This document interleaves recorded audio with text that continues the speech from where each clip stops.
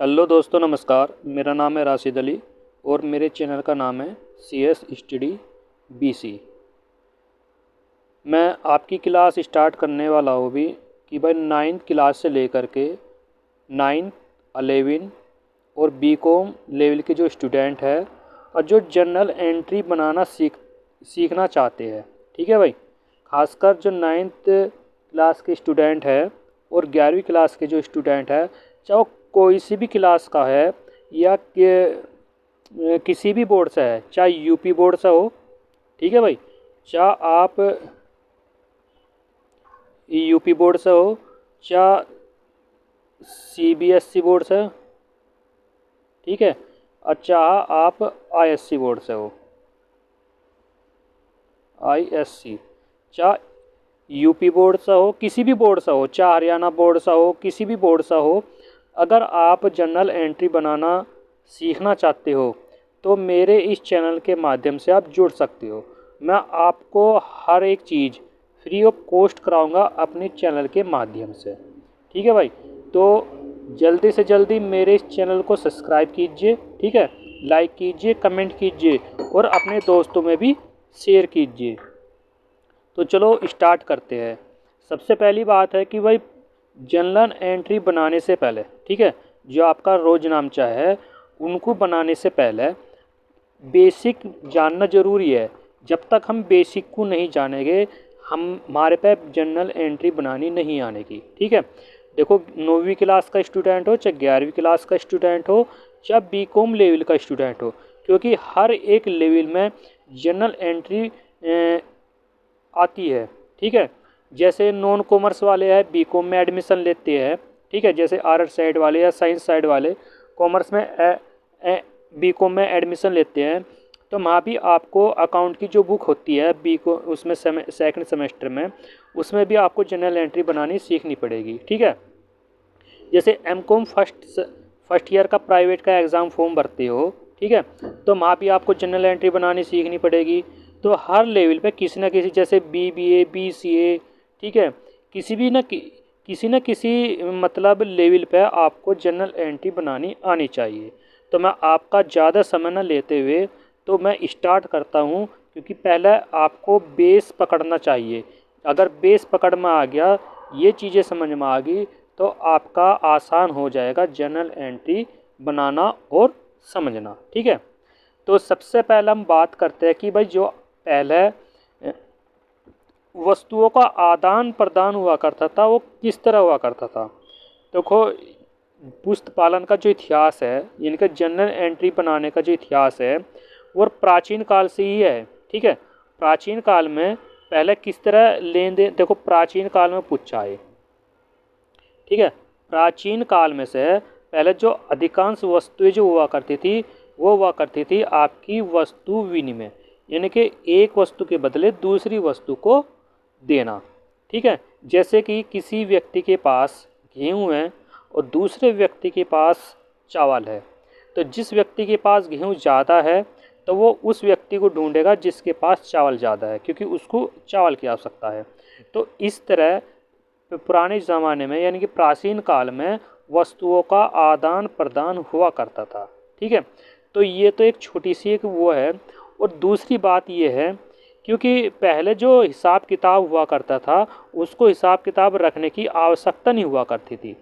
उस वक्त हिसाब किताब रखने की कोई आवश्यकता हुआ ही नहीं करती थी प्राचीन समय में, कि भाई किससे हमने कितना माल लिया, कितना माल दिया, किससे कितने पैसे आए, किससे, क्योंकि पैसों का तो कोई इतना वो नहीं था, क्योंकि जो भी चीज़ हुआ करती थी वो वस्तुओं में ही आदान प्रदान हुआ करती थी। ठीक है, जैसे धीरे धीरे मानव सभ्यता का विकास हुआ उसकी आवश्यकताएं बढ़ती गई। अब वस्तु विनिमय के माध्यम से आवश्यकताएं पूरी होने में रुकावट आने लगी।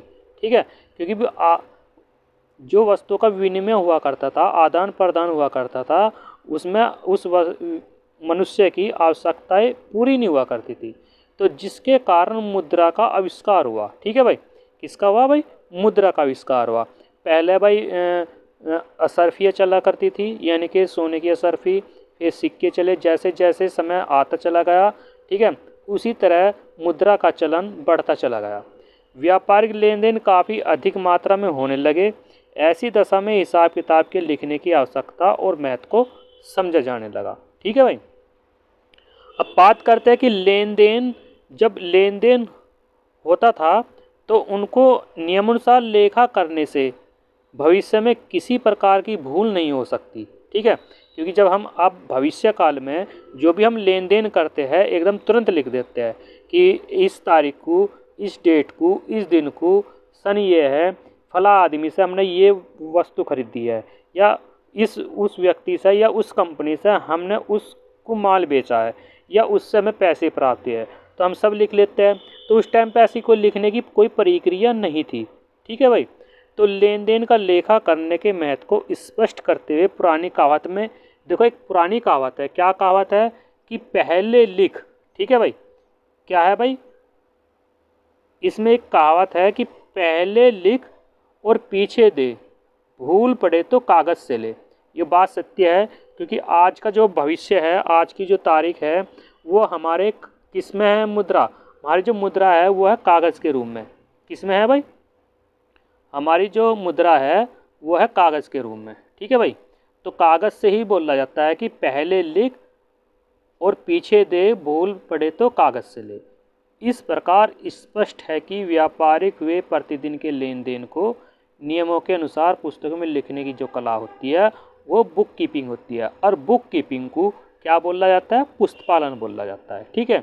और ख़ासकर किसी भी छोटे मान लो 9th क्लास में हो, चाहे आप 11th क्लास में हो, माई क्वेश्चन जरूर पूछा हुआ जाता है कि पुस्तपालन किसे कहते हैं, या पुस्तपालन का अर्थ बताइए। ठीक है।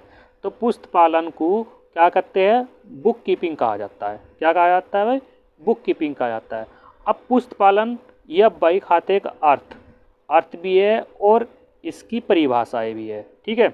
तो क्योंकि बेस पकड़ना ज़रूरी है जर्नल एंट्री में, जब तक आप बेस नहीं पकड़ोगे, बेस समझ में नहीं आने का, तो आपको जर्नल एंट्री बनानी नहीं आने की। ठीक है भाई। तो अगर भाई आप चैनल पर नहीं हो तो चैनल को ज़रूर सब्सक्राइब कर लीजिए। ठीक है, क्योंकि अब मैं इसी तरह से आपके लिए कंटेंट लाता रहूँगा और आपको जर्नल एंट्री इस तरह बता दूंगा कि आज तक किसी भी यूट्यूब चैनल या किसी भी कंपटीशन, यानी कि जहाँ भी आप कोचिंग करते हो, किसी ने भी आपको जर्नल एंट्री बनानी नहीं सिखाई होगी कि कैसे सही तरीके से जर्नल एंट्री बनाते हैं। ठीक, अगर आप मेरे चैनल से जुड़ते हो तो अपने दोस्तों को भी जुड़वाइए मेरे चैनल से, क्योंकि आपको जर्नल एंट्री ऐसी बनानी सिखा दूंगा कि आप ज़िंदगी में नहीं भूलेंगे। ठीक है भाई। तो अब बात करते हैं पुस्तपालन या बही खाते का अर्थ, परिभाषा बाद में देखते हैं। तो पुस्तपालन या बही खाते का जो अर्थ है वो इस प्रकार है भाई। देखो, पुस्तपालन या बही खाता, अंग्रेजी में बोलते हैं उसको बुक कीपिंग। क्या बोलते हैं भाई, बुक कीपिंग बोलते हैं बही खाता या पुस्तपालन को। और ये दो शब्दों से मिलकर बना है। पहला शब्द है बुक और दूसरा शब्द है कीपिंग। बुक का अर्थ होता है वह पुस्तक और कीपिंग का अर्थ होता है रखना। इस प्रकार बुक कीपिंग का शाब्दिक अर्थ है पुस्तक को रखना। ठीक है भाई। पुस्तक रखने से आज से ये नहीं है कि भाई हम यानी कि हम किसी भी जो भी हमने जर्नल एंट्री बनाने के लिए बुक रखी है उसको हम किसी भी अलमारी में, किसी भी टेबल पे हम सजा के उसको रख दो, इसका मतलब ये नहीं है। उसका मतलब होता है कि भाई देखो, जो भी कोई व्यापारी होता है या कोई दुकानदार होता है तो क्या करता है, एक रजिस्टर ले लेता है और उसमें लिखता है कि इस तारीख को फला आदमी को हमने 10 रुपये का माल बेचा। ठीक, या 2 रुपये का उधार माल ले गया, उमार से मंडल ले गया, माचिस ले गया। ठीक है, इस तरह की ये चिन्नी ले गया तो उसमें वो उधार लिखता है। ठीक है, तो इस प्रकार उसको क्या बोलते हैं, पुस्तपालन बोलते हैं। क्या बोलते हैं भाई, पुस्तपालन बोलते हैं। ये तो हो गया पुस्तपालन और बही खाते का अर्थ। ठीक, अब बात करते हैं इसकी परिभाषा पे। ठीक है भाई। अब परिभाषा है भाई, देखो स्पाइसर और पैगलर के अनुसार, ये दो राइटर है यानी कि एक विद्वान थे, इन्होंने आपस में मिलकर के एक परिभाषा दी है कि पुस्तपालन व्यावसायिक व अन्य सौदों को मुद्रा के रूप में लिखने की एक कला है। वो बात बिल्कुल सही है, क्योंकि जब हम मुद्रा को यानी कि जब हम किसी भी लेखे को, ठीक, किसी भी लेन देन को किस में व्यक्त करते हैं, मुद्रा में व्यक्त करते हैं। ठीक, क्योंकि आज के जो हमारा वर्तमान समय है, वो सारा लेन देन किससे होता है? पैसे से होता है, यानी कि रुपये से होता है। तो रुपये को क्या बोलते हैं? मुद्रा बोलते हैं। किसके? बैंकिंग की परिभाषा में। आर.एल. गुप्ता हमें देखो क्या कह रहे हैं, पुस्तक पालन व्यवसाय की एक भाषा है। क्या है भाई? जो पुस्तक पालन है या बुक कीपिंग है, वो व्यवसाय की हमारी एक भाषा है। यह किसी लेखांकन अवधि में हुए व्यावसायिक व्यवहारों का लेखा करती है। एक निश्चित अवधि 1 वर्ष की समाप्ति पर इन व्यवहारों के परिणामों को लाभानी खाता या चिट्ठे के रूप में प्रकट करती है। आपको मैं बताऊंगा, सारी चीज़ सिखाऊंगा भाई इसमें। मैं अपने इस चैनल के माध्यम से अब सारी चीज़ सिखाऊंगा 9th क्लास से लेकर के। और जो बीकॉम, बीसीए, बीबीए वाले जो स्टूडेंट है, अगर मेरी इस वीडियो को आप देख रहे हो तो भाई वीडियो को छोड़ के मत जाना, ठीक? वीडियो को पूरा देखना, ठीक है? 20-25 मिनट में आपका कुछ नहीं जानेगा, क्योंकि 1 घंटा अगर आप कोचिंग में जाते हो, अगर 20-25 मिनट मेरी इस वीडियो पे दे दे तो मैं आपको बता चलूँ कि आप कोचिंग छोड़ दोगे, क्योंकि मैं आपको इस तरह का कंटेंट लाऊंगा, इस तरह की जर्नल एंट्री बनानी सिखा दूंगा कि आपको कोचिंग में जाने की आवश्यकता नहीं है। आप सिर्फ मेरे चैनल के माध्यम से जुड़ जाइए और आप कोचिंग भूल जाओगे, ठीक है भाई? कोचिंग भूल जाओगे कि आप कहोगे कि सर बहुत अच्छा पढ़ाते हैं, ठीक है? तो पहले बेस पकड़ लो, बेस पकड़ने के बाद अगली जो वीडियो आएगी, ठीक है, आपको मैं बता रहा हूँ भाई, जो अगली वीडियो आएगी वो वीडियो आएगी आपकी यानी कि जर्नल एंट्री पे, कि जर्नल एंट्री बनाते कैसे है, ठीक है भाई? तो ये कुछ परिभाषाएं है, तो एग्ज़ाम के तौर पर आप छोटी छोटी परिभाषाओं को याद कर लीजिए। जैसे स्पाइसर और पैगलर की है, रोलैंड की है, क्योंकि छोटी छोटी परिभाषाएं जल्दी याद हो जाती है, ठीक? कोटर की है, ये भी अच्छी एक परिभाषा है। ये 3 परिभाषाएं है, 3 राइटर की परिभाषा है, इनको आप अच्छे से इसको याद कर लीजिए, ठीक है? लिख के देख लिए, 2-3 बार पढ़ लोगे तो समझ में आ जाएगा, ठीक है? सभी एक दूसरे के ही शब्दों का समावेश है इसके अंदर, ठीक है? अब बात करते हैं भाई हम कि हमारा जो चौथा चैप्टर होता है, लेसन नंबर 4। देखो मैंने जो बेस लिया है वो इसी तरह से बेस लिया है कि जिससे आपका बेस पकड़ में आ जाए, ठीक है? मेन थ्योरी ली है मैंने आपके लिए, क्योंकि जो 11वीं क्लास है उसमें एक चैप्टर है दोहरा लेखा प्रणाली, ऐसे ही 9th क्लास में है दोहरा लेखा प्रणाली, ठीक है? और अगर आप बीकॉम लेवल या बीसीए लेवल या बीबीए लेवल में जाओगे तो वहाँ आपको एक चैप्टर मिलेगा double entry system and rule of journalist, ठीक? यानी कि दोहरा लेखा प्रणाली और उसके जर्नल के लेखे के नियम। अब बात करते हैं कि जर्नल यानी कि एंट्री बनाने का जो सिस्टम है वो किसने ईजाद किया, यानी कि कौन उसके जन्मदाता है, ठीक?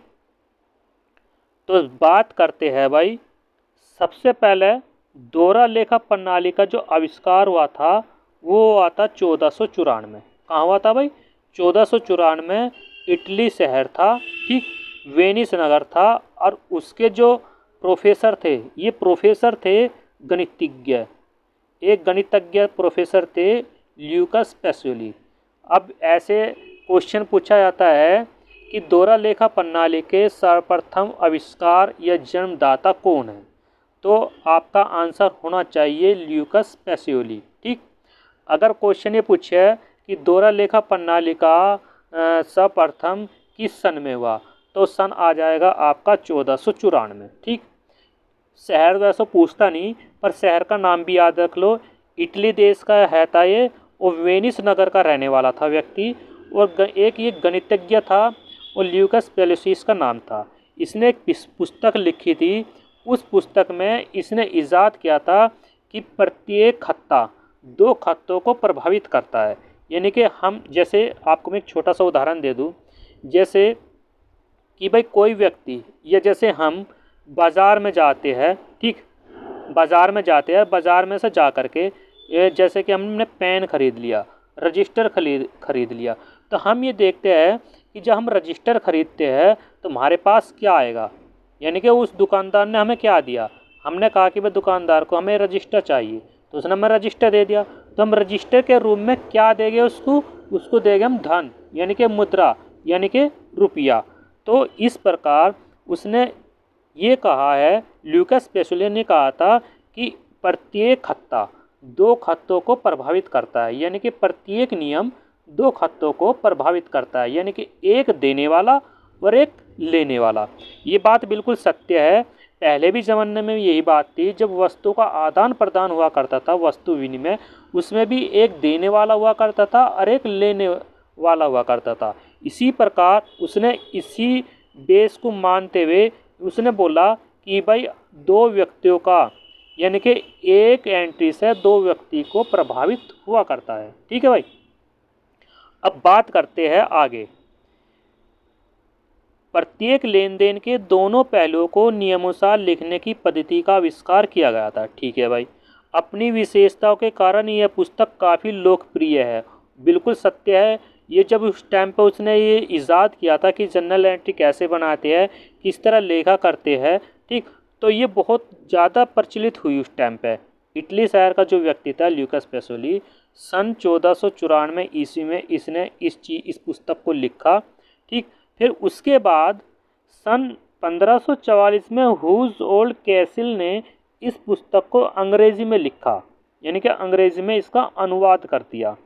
इसके बाद इस प्रणाली में अनेक परिवर्तन हुए, यानी कि समय समय पर जो विद्वान आते रहे इसमें परिवर्तन करते रहे, जो भी इसमें कमियां थी, जो कमियां थी उस कमियों को पूरा करा। ठीक है भाई, फिर बाद में सन 1785 में एडवर्ड जोन्स ने बुक कीपिंग की अंग्रेजी प्रणाली नामक पुस्तक लिख डाली भाई इसने। ठीक है, और जिसने में पुरानी प्रणाली में सुधार करके सर्वप्रथम क्रय और विक्रय आदि बहियों का भी प्रयोग करा, फिर तलपट का प्रयोग करना बताया उसने। और अब ये प्रणाली अपने गुणों के कारण सभी देशों में, यानी कि विश्व में प्रचलित है। ये बिल्कुल सत्य है। पर आपको मैं बता दूं, आप 9th क्लास में हो, 11वीं क्लास में हो, चाहे आप बीकॉम लेवल में हो, चाहे आप बीबीए बीसी लेवल में हो, अगर आपसे 1 नंबर या 2 नंबर का क्वेश्चन पूछा जाता है तो सबसे पहला क्वेश्चन यही पूछा जाएगा कि दोहरा लेखा प्रणाली का आविष्कार किसने किया, तो उसका नाम आ जाएगा ल्यूकास पेसोली। अगर पूछा कि दोहरा लेखा प्रणाली का आविष्कार या सर्वप्रथम किस सन में हुआ, तो सन आ जाएगा 1494। ठीक, इटली देश का है, वेनिस नगर का है, बाकी और कुछ वो पूछता नहीं। ठीक, अब बात करते हैं कि दोहरा लेखा प्रणाली का जो अर्थ है वो किस प्रकार है। अब देखो, दोहरा लेखा प्रणाली में देखो बेस पकड़ लियो, थोड़ा सा समय तो ज़रूर लगेगा आपको, अच्छा किसी स्टूडेंट को अच्छा लगेगा, किसी स्टूडेंट को अच्छा नहीं लगने का। पर मैं आपको बता दूं, अगर आपको जनरल एंट्री सीखनी है तो भाई आपको बेस पकड़ना पड़ेगा। बिगर बेस पकड़ो आपका काम नहीं चलेगा। ठीक, ये नहीं कि भाई आप कहीं भी कोचिंग में जा रहे हैं, बस क्या जाओ और एंट्री बना देगा वो कि डेबिट ये है, क्रेडिट ये है, और चलो भाई जाओ भाई आपका काम पूरा हो गया। मैं आपको हर चीज़ सिखाऊंगा किस तरह आपको एंट्री बनानी है। ठीक, इसमें भी कुछ रूल होते हैं एंट्री बनाने के। अब ये देख लो, दोहरा लेखा प्रणाली के अनुसार प्रत्येक लेन देन कम से कम 2 खाते प्रभावित होते हैं। देखो, प्रत्येक लेन देन से कितने खाते प्रभावित होते हैं? 2 खाते प्रभावित होते हैं। बिल्कुल सही है। ठीक, विपरीत दिशा में प्रभावित करता है, जैसे कि व्यवसाय में यदि फर्नीचर खरीदता है, मान लिया जैसे हमने फर्नीचर खरीदा तो इसकी एंट्री क्या होगी। इसने बोला देखो व्यवसाय में क्या आ रहा, हमारे पास फर्नीचर आ रहा और हमारे पास से क्या आ जाएगा, रोकड़ जारी। तो हमें ये देखना है कि किस चीज़ को ऋणी करेंगे और किस चीज़ को हम धनी करेंगे। ऐसी कोई भी लेन देन नहीं होता तो केवल एक ही खाते को प्रभावित करता हो, अथवा जिसका केवल एक ही पक्ष हो, और एक पक्ष के बिना आप जनरल एंट्री नहीं कर सकते, क्योंकि दूसरा पक्ष भी होना आवश्यक है। अगर दूसरा पक्ष होगा जब ही आप जनरल एंट्री कर सकते हो, ये नियम है। एक पक्ष से जनरल एंट्री आपकी नहीं होगी। ठीक है भाई, दोहरा लेखे का अर्थ है कि प्रत्येक लेन देन से कम 2 खाते प्रभावित होते हैं। अब मेन चीज़ आती है, देखो ये क्या है भाई, आपका जो मेन चीज़ ये है कि भाई ये रहा, कम से कम 2 खाते प्रभावित होते हैं, एक खत्ता पाने वाला और दूसरा खत्ता देने वाला। पाने वाले व्यक्ति को क्या करते हैं भाई, ऋणी करते हैं। देखो, जो पाने वाला व्यक्ति है उसको ऋणी करते हैं और जो देने वाला व्यक्ति है उसको क्रेडिट करते हैं, यानी कि धनी करते हैं। ठीक है भाई। प्रत्येक लेन देन समान राशि वाले खाते डेबिट और क्रेडिट पक्ष में इसकी राशि लिखी जाती है। जैसे इसने एक उदाहरण दिया कि मोहन से 5,000 रुपये प्राप्त हुए, तो मोहन से क्या प्राप्त हो रहे, कैश प्राप्त हो रहा है, यानी कि रोकड़। तो रोकड़ खाता ऋणी हो जाएगा और कौन हो जाएगा, मोहन खाते का। ठीक है, हिंदी में जो हम 9th क्लास में एंट्री करेंगे। अगर इसको इंग्लिश में एंट्री करनी है तो cash account debit to Mohan हो जाएगा। ठीक है, तो इस तरह ये जर्नल एंट्री हो जाएगी। तो ये आपकी थोड़ा सा एक बताने का तरीका था कि भाई किस तरह आपको, ये बेस था छोटा सा। ये इसकी परिभाषा है, आप इन परिभाषाओं को देख लीजिए, पढ़ लीजिए। ठीक है भाई। अब बात करते हैं कि भाई अब एक प्रारूप है, दोहरा लेखा प्रणाली से क्या क्या चीज़ तैयार होती है। ठीक है भाई। तो दोहरा लेखा प्रणाली का एक चित्र दे रखा और इस चित्र के माध्यम से हमें समझा रखा कि भाई कैसे हमको क्या क्या चीज़ इनसे होगी। देखो, दोहरा लेखा प्रणाली में सबसे पहले क्या लिखा जाएगा, सौदा लिखा जाएगा। उस सौदे को कहाँ लिखेंगे, या तो प्रारंभिक लेखे में लिखेंगे या रोजनामचा पुस्तक में लिखेंगे। ठीक, उसके बाद जर्नल की सहायक पुस्तकें हैं सॉरी। अब जो आपकी जर्नल एंट्री बनाने की सहायक पुस्तक है वो कौन कौन सी होती है भाई। सबसे पहले होती है रोकड़ पुस्तक, दूसरी होती है क्रय पुस्तक, फिर विक्रय वापसी यानी कि cash book, purchase book, purchase return book, sales book, sales return book, BR यानी कि बिल रिसीवल बुक, और देवी पत्र यानी कि बिल पे बिल बुक, और मुख्य जर्नल यानी कि आपका जर्नल एंट्री। ये आपके सहायक पुस्तकें होती है जिनके अनुसार आपकी एंट्री होती है। इन सब के बाद फिर तैयार होती है आपकी खाता भाई। क्या होती है भाई, इन सब के बाद आपकी होती है खाता भाई तैयार। और खाता भाई के बाद आपका तलपट तैयार होता है।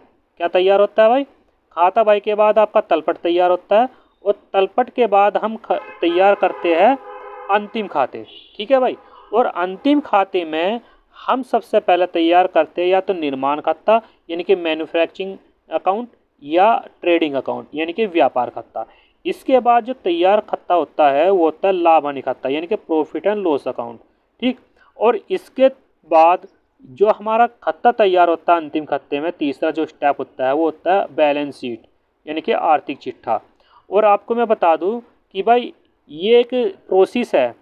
सबसे पहले दोहरा लेखा प्रणाली में क्या होगा, सौदों का लिखना होगा। और कहाँ लिखेंगे, प्रारंभिक लेखा यानी कि रोजनामचे में लिखेंगे। एक बुक आती है एंट्री बनाने के लिए। फिर जर्नल की सहायक पुस्तक है, वे कौन कौन से, इन सब का लेखा ये दे रखा। इसके बाद तैयार होती है खाता भाई। ठीक, खाता भाई के बाद हम बनाते हैं तलपट, और तलपट के बाद बनाते हैं हम अंतिम खाते। और अंतिम खाते में 3 स्टेप से काम होता है। पहला स्टेप या तो मैन्युफैक्चरिंग अकाउंट बनाते हैं यानी कि निर्माण खाता, या व्यापार खाता। उसके बाद हम तैयार करते हैं लाभ हानि खाता। इसमें व्यापार खाते में तो ग्रोस यानी कि सकल लाभ का पता लगता है कि एक तरीके से हमारा कितना लाभ हुआ है। और जो लाभ हानि खाता है इसमें हमें पता लगता है कितने हमारे पास एसिस्ट है, कितने पास हमारे पास संपत्ति है, कितना खर्चा हुआ, कितनी इनकम हुई है। ठीक, और उसके तुरंत बाद आर्थिक चिट्ठा तैयार करते हैं। और आर्थिक चिट्ठे से ही हमें पता लगता है कि हमारे पास कितना बोझ है, यानी कि कितना लोन है, कितना नहीं है। ठीक है, तो ये एक छोटा सा वो था। अगली जो वीडियो लाऊंगा मैं, अब अगली वीडियो जो, ये तो एक बेस था भाई जर्नल एंट्री बनाने के लिए। अब अगली जो वीडियो लाऊंगा उसमें लाऊंगा कि खाते कितने प्रकार के होते हैं, और उन खातों से ही आपको जर्नल एंट्री बनाना सिखाऊंगा।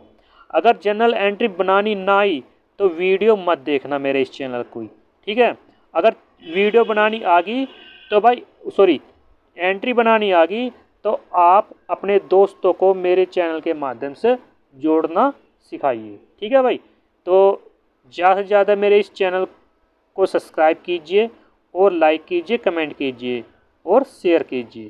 थैंक यू, नमस्कार।